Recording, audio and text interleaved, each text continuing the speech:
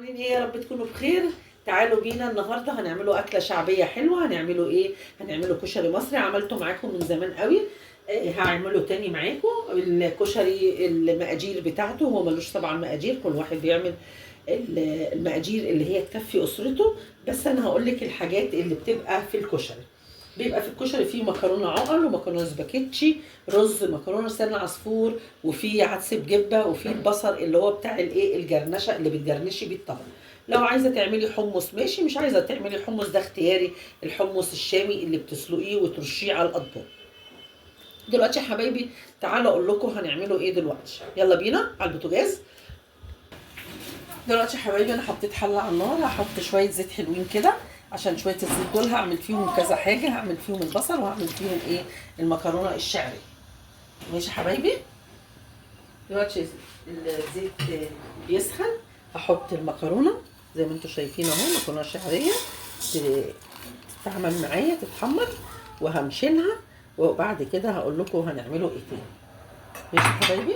كده حبايبي المكرونه الشعريه حمرتها وطلعتها اهي زي ما انتم شايفين اهي قدامكم. دلوقتي هبدا احط البصل حبه حبه، البصل يتحمر وهنشيله وهقول لكم هعمل ايه بعد كده. كده حبايبي البصل اهو. البصل طبعا انا حاطه عليه خل ودقيق عشان يطلع البصل المقرمش اللي بتشوفيه. هحمره وهرجع لكم تاني. كده حبايبي المكرونه بتغلي، الميه بتغلي، هنسقط المكرونه في السمك اهو زي ما انتم شايفين. يلا بينا. كده حبايبي الميه بتغلي اهو، هنسقط المكرونه. حاولي وانتي بتسقطيها فرفريها كده عشان ايه ما تعجنش معاكي. انا حاطه ملح وزيت. ماشي حبايبي. يلا بينا نسقط المكرونه كمان اهو شويه ونديها تقليب. حبايبي انا حمرت البصل خلاص ونشلتها، هبدا اسقط الرز بتاعي. ماشي. واقول لكم هنعمله ايه. املح بس الرز. انا عامله الكيلو 4 كوبايات، هحط 4 معالق ملح، واحط بس معلقه من بقيه الحاجه. ماشي يا حبايبي. هدور الرز كده شويه عشان ياخد التلميعه اللي احنا عايزينها، وهسيبه يتشرب وبعدين هقول لكم هعمل ايه. ماشي حبايبي. دلوقتي يا حبايبي انا مسخنه ميه للرز. انا عامله 4 كوبايات رز، هحط ايه 4 كوبايات ميه. عودي نفسك كده معيار الرز هو معيار الميه، بس الميه بتاعه الرز تكون سخنه عشان الرز بيكون سخن. لو حطيتي الميه ساقعه بتجلد لك الرز. ماشي يا حبايبي. كده انا شوحت سبت الرز اهو، هسيبه على النار لحد ما يتشرب وبعدين هقول لكم هعمل ايه الخطوه الثانيه. هنعمل دلوقتي حاجه ثانيه عبال ما الرز ايه يتشرب يا حبايبي.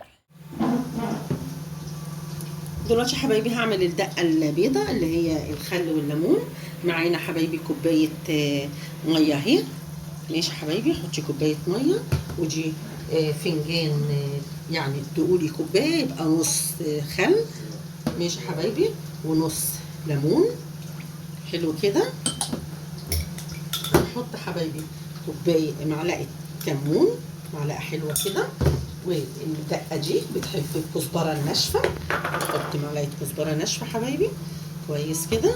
وهنحط معاكم هنحط معلقتين ملح عشان تبقى حرشه وحلوه.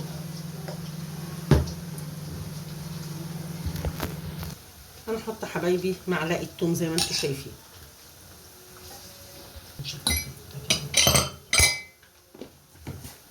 كده، التومه بكل الحاجات دي، وهنخلوها على جنب.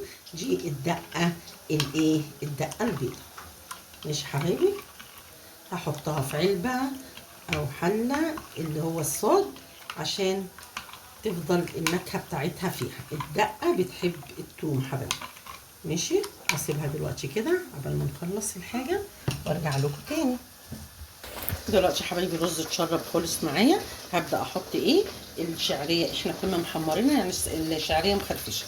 هسقطها بقى كلها كده في الحله معايا، وهقول لكم انا هقطمه شويه واقول لكم هعمل ايه تاني بعد كده. بس ايه اقلبها شويه مع الرز، الايدام بتاعها ينزل. ماشي اهو. كل ده كده في قلب الرز كده، وهكتم شويه بحيث ايه الشعريه تطرى.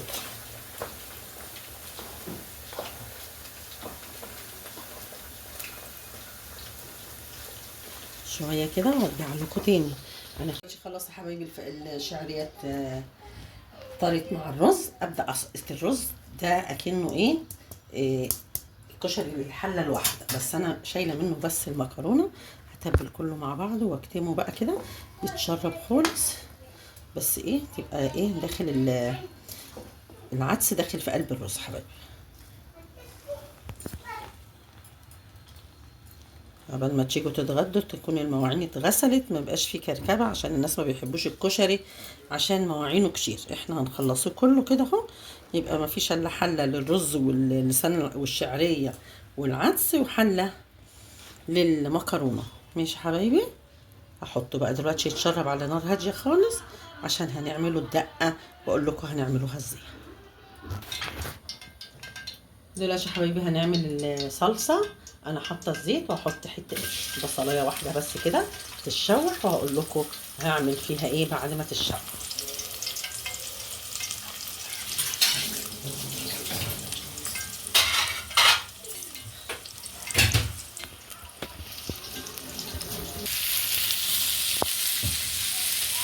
حبايبي بالنسبه الصلصه الحمراء، انا حطيت بصلايه وهحط حته تومه زي ما انتم شايفين كده، اشوحها خفيفه. الريحه بس يا دوبك الريحه تطلع. ماشي الريحه تطلع، اروح حاطه نقطه خل زي ما انتم شايفين كده، وانزل يا معلم بالصلصه بتاعتي. الصلصه دي انا مسويتها، وعشان تبقى حلوه وحمرا وجميله هحط معلقتين صلصه. ماشي، واسيبها بقى تتسبك مع نفسها، تاخد وتدي كده بشكل ودي لحد ما نخلص. نحط ملحنا وفلفل اسود. احط فلفل اسود يا حبايبي اهو زي ما انتم شايفين، واحط الملح.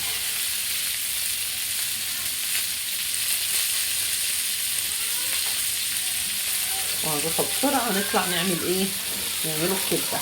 ماشي، دي هسيبها بقى مع نفسها الصلصه دي تاخد وتدي بشكل ودي قبل ونروح نعمله الكبده حبايبي. دلوقتي يا حبايبي هنعمله الكبده بتاعتنا. هنحط حته تومه، انتوا عارفين الكبده بتحب التومه اهو. التومه وهحط الفلفل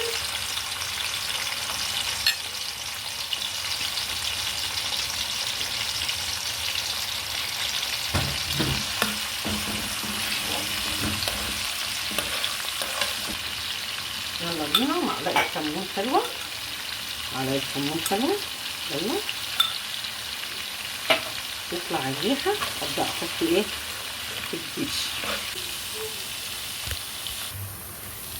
دلوقتي يا حبايبي اسقط الكبده.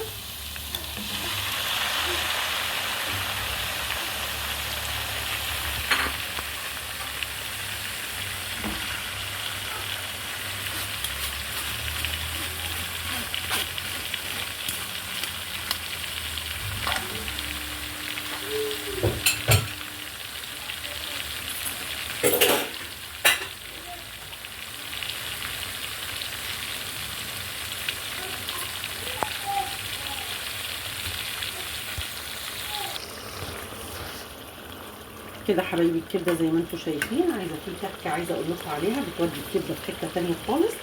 هتحطي شويه كزبره يا روايحك، خل وشمي الريحه. يا روايحك يا مطبخ زمان. لو انت معايا هتشمي ريحه الكبده طالعه ازاي. ريحتها جميله صح. اقول لكم حبايبي كده الكبده كده الصلصه البارده اهو. الكشري اهو حبايبي زي ما انتم شايفين اهو. هنغرف بقى وهوريكم. وهنا الدقه دي الصلصه الحمراء اللي فيها شطه. بصوا حته هريسه حلوه كده.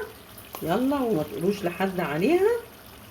دي الشطه اللي هي بقى هي دي اللي بتخلي الكشري تحفه. مش حبايبي هغرف واوريكم هنعمله حبايبي. حبايبي المنظر النهائي لطبق الكشري كشري بالدقة، معانا دقة، معانا كبدة كمان، كبدة اسكندراني مع الكشري طبعا، ومعانا دقة باردة ودقة حراقة اللي هي الحامية، ومعانا الدقة اللي هي مية بيضة بالليمون والخل. حبايبي اتفضلوا معانا. يا رب يا حبايبي الأكلة تعجبكم وتكون بسيطة وسهلة عليكم، ويا ريت تعملوها تقولوا لي في التعليقات. وعايزة حبايبي بطلب منكم الكومنتات واللايكات، ما بتعملوش لايكات كتير عشان اللايكات بترفع الفيديو. حبايبي تنسونيش بكومنت حلو منكم، واللي ما اشتركش يطلع بسرعة يشترك في القناة. والسلام عليكم ورحمة الله وبركاته.